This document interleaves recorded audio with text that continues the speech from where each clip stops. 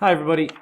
In this fourth and final video of the 12.1 section, we're going to talk about how to evaluate a limit using direct substitution. Direct substitution is actually going to be your first line of defense when evaluating any limit. We talked about it last, not because it should be thought of last, but because by now, hopefully you understand conceptually what's going on with a limit. So now we can talk about ways of evaluating limits. So direct substitution just means test to see if you can plug this c value into the limit.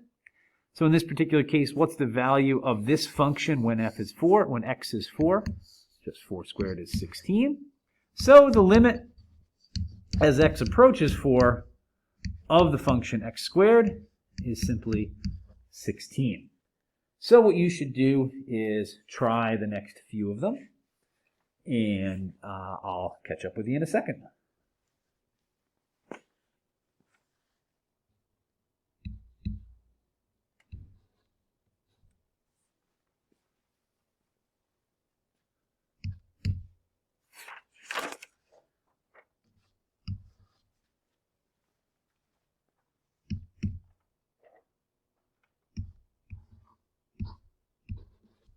Hopefully you're getting those same few values.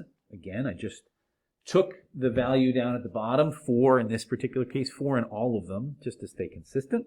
Just plug in x equals 4 every time you see an x. So 16 plus 8 minus 5 is 19. Notice we made it easy. This is also 19. 4 minus 1 on the bottom is 3. That's why 19/3 comes to play. And maybe the only one that fouled you up is this one. This is a constant function.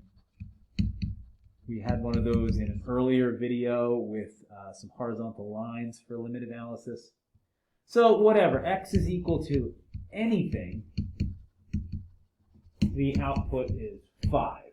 So that means the limit of the constant function 5 is simply 5. I hope by now you have a decent idea of how limits work.